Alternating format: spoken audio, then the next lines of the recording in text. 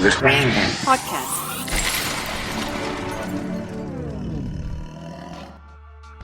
Welcome to another edition of This Random Podcast. I'm your host, Enzo. And I'm Rick Sanchez. And let's jump right into it. So my question, actually our question maybe for you guys today is, what do we think about the movie Spiderman No Way Home? All right, so are we going to talk about... you know what? Let's just put it this way. If you haven't watched the movie, you might want to shut this episode off. We're going to help you save some time. There's going to be massive spoilers. We're going to talk about the movie openly. So if you have not seen it, be advised. You've been warned. Shut it off. Shut it off. Get out. Shut it off. That's it. I don't know how many more times I can say this. I don't want anybody upset. Get out of here. All right. So this was a great movie. Oh, absolutely. It was a fantastic movie. Like, I did have high expectations, but I don't think it was going to be that good. You see, for me, I try to keep my expectations low with movies. Yeah. Because I know if I keep it low, I sound like Mary Jane, but if I keep my expectations low, Right. I come out saying, it wasn't that bad. Yeah. With this movie, I was like, this movie's going to be amazing. And I walked out of there saying, this movie is incredibly amazing. I mean, it was even better than what I thought it was going to be. Yeah, it was really good. I did that with school. Like, when I'm taking an exam, I think I did pretty good. But in my head, I was like, no, I think I did like crap. So when the grade comes out, even if it's not as good as expected, it's like, all right, it's better than I thought. Yep. What was Mary Jane's? Expect disappointment and whatever. I don't remember, but something like... So what were like the WTF moments for you in the movie? I had some highlights for me. Were probably Aunt May died. Okay. Which I didn't really like the way the scene happened, but it was really sad. And you didn't think she was going to die? To be honest, like, I thought she was going to die because, Peter, like, hasn't really lost his, like, anybody except for, like, Tony Stark, but that wasn't, like, his relative. But no, I thought she was going to die. I just didn't like the way the scene happened. But I mean, it was like really emotional. Okay. And that's the moment he becomes Spider-Man for real. Kind of sucks too because she was Marissa Tomei still kind of young. Well, younger. Right. And she was pretty. So it was like, yay, we finally get a pretty version of Aunt May. So, okay. Yeah. I mean, we can't leave out, the scene where like Ned brings the two other Spider-Mans from, different. Oh, dude, that was universes. amazing. Dude, that was so awesome. I wasn't expecting Ned to be the one to do that.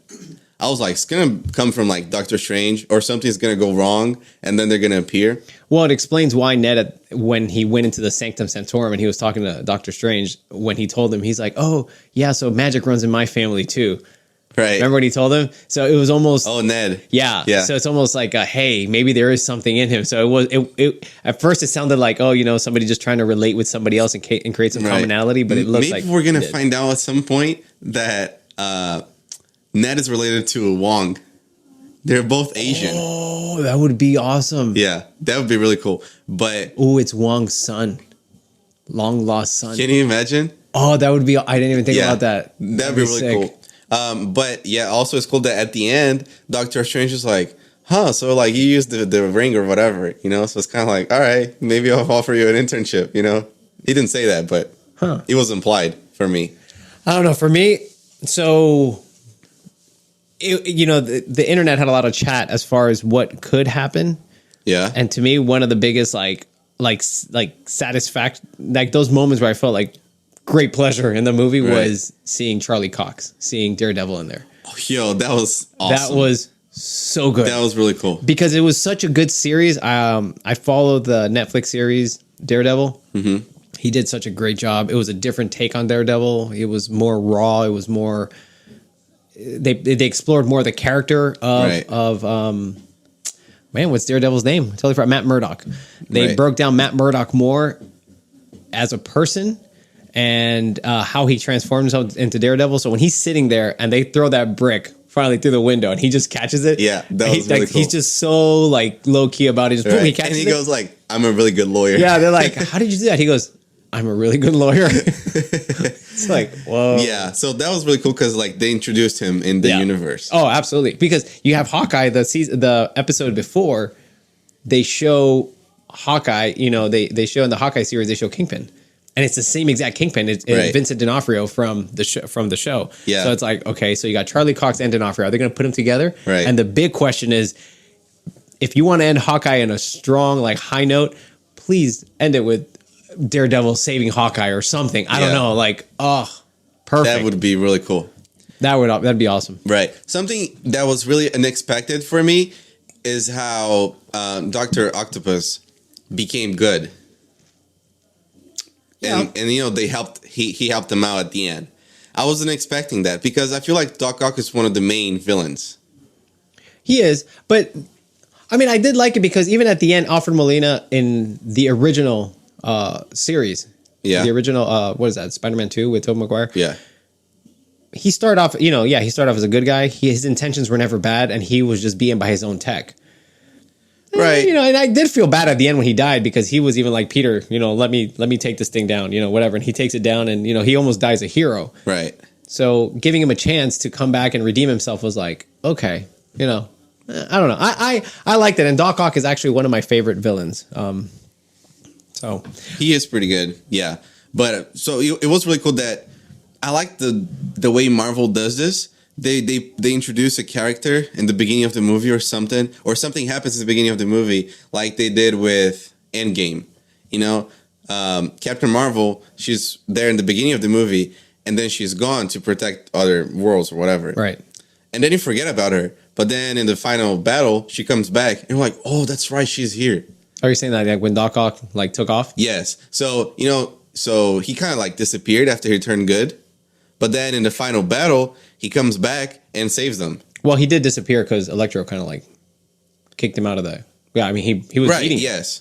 Because once Electro grabbed the whatchamacallit, the I was going to say the Tesseract, the arc reactor. Yeah. Once he took Stark's arc reactor, I mean he was unstoppable. He was really strong. No, but I mean like the way he disappeared in the movie, like the whatever whoever made the movie, he was no longer on put screen. him away for some time. I mean you forget about him. And then he comes back and saves them, Yep. So I like the way Marvel does that. So let me bring one thing up. So you consider yourself a Spider-Man fan? Decently. All right. Good. Before we continue breaking this movie down, let's go through a really quick round of. I went on usefultrivia.com and I found some Spider-Man trivia, and it's not necessarily open to the movies that we've been seeing. It's more Spider-Man itself. So we're gonna go through this together. If it's about the comics, I'm not gonna get anything. Well, let's see what we can get. Let's see what we can learn and see what we can guess. Because all right. I don't know a lot of this either. Yeah, I like movies, but I haven't read the comics. So let's see. I did. I've told you a story, but I had a lot of comics as a kid. I had Johnny Quest, Spider-Man, a few X-Men, X-Factor, and I used to have the Spider-Man comic book where Spider-Man got married to Mary Jane. And he fights, like in his dream, he fights the villains, and it was a really cool story. The point was, I had it mint condition, and I left it out when I lived in South America. And I left it out on the table one time, and the lady who helped us around the house, she took a phone call and she wrote on the front cover, and she just messed up my comic book. And after that, I was like, oh, I want to strangle this lady. Anyways, I think it was worth like $1,000 today, but anyways, yeah, that was my precious comic book. So that was a long time ago. So. It's water under the rug at this point. Anyways, so let's go. Let's move forward.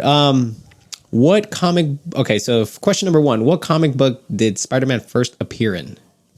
So, Marvel Tales, number 17. Amazing Fantasy, number 15.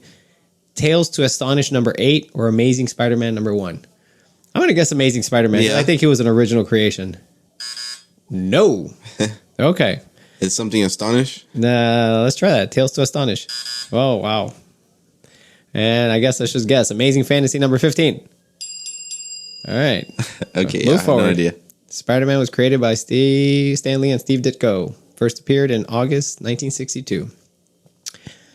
Who was the first supervillain Spider-Man ever encountered? Cool. Supercharger, Terrible Tinkerer, Dr. Octopus, Green Goblin. Oh my gosh, dude. Dude, I'm honestly gonna stay with Doc Ock. Something tells me he's probably one of the older characters. I don't know. And I think it would fit because a spider, octopus, maybe animals. Let's see. No. You want to go for Goblin? Yeah, I would go with Green Goblin. All right, Terrible Tinkerer is my next one. Wow. Who's Supercharger? Supercharger. I have no idea who that is. Supercharger, the living battery. Previously, he had battled mostly small-time crooks. Okay. He was a living battery. Got it. All right, next question. What supervillain kidnapped and murdered Peter Parker's girlfriend, Gwen Stacy? Yeah, I know this one. So who kills Gwen Stacy in the comic books? In the comic books? Yes. Oh my gosh. I'll You read got it to you. options? Doc Ock, Electro, Green Goblin, the Rhino. On the movies, Electro. Okay. Not really. Actually, it's Green Goblin, right? It's like Harry Osborn. It was Harry that Osborn. kills. Mm-hmm. Yeah, I'll go with Green Goblin. Very good. Yeah, so actually in this one, it's actually pretty crazy because they got pieces of the movie and they put it into the first one because in the comic book, he actually stabs. Oh no, I don't remember how he kills her. Actually, I don't remember how he kills her. Okay. He does kill Gwen Stacy, and then in the movie, Spider-Man actually grabs the glider. He throws Green Goblin against a building, and he grabs his glider and just stabs him right with it. Like it's not even like, oh, it was a mistake. Like in what they did with Tobey Maguire is he jumps out of the way, and the glider that meant to hit him hits the Goblin. Right. Not in the comic books. In the comic books, he actually forces it like into Spider-Man him. Spider-Man does it. Wow.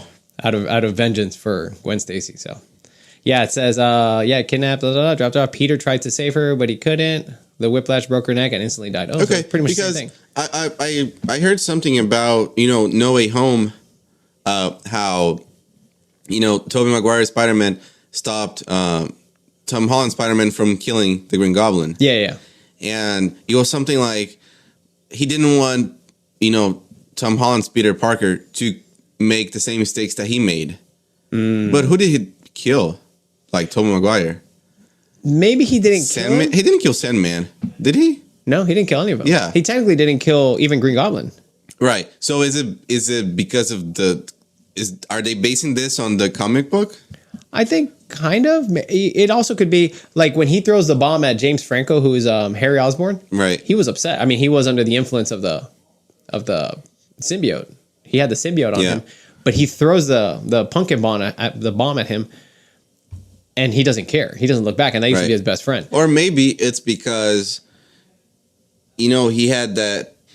He was trying to like hunt down Sandman because he killed Uncle Ben, and that kind of just messed with them and didn't help.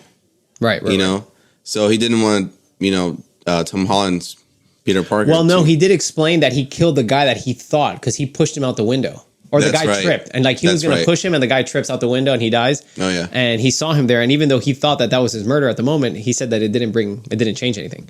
Right. So maybe he just didn't want him to go through that. So, all right, this is an easy one. I probably don't even need any questions, but any answers. But which character bullied Peter Parker in high school? What? Okay. Oh, I don't remember. All right, his name: Flash Thompson, Biff Tannen, Robbie Robertson, or J. Jonah Jameson. Oh, it's Flash. Yeah, it's Flash. Flash. If you say Biff Tannen, I was going to say, okay, that's Back to the Future. And we'll stop here on this fifth one. When Spider-Man was first offered membership in the Avengers, he was required to catch what superpowered being as a test? Dr. Doom, Kang the Conqueror, the Wasp, the Hulk.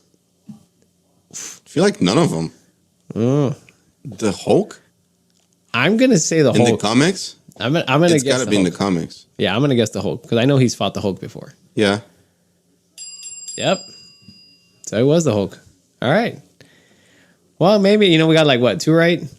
2. Yeah. I mean, sure. I don't read the comics, so I'll take that. But yeah, it was.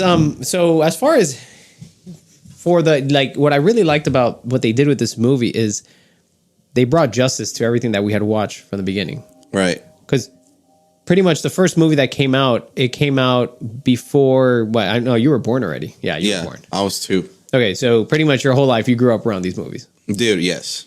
I've watched. I remember I watched the first 3 Spider-Man.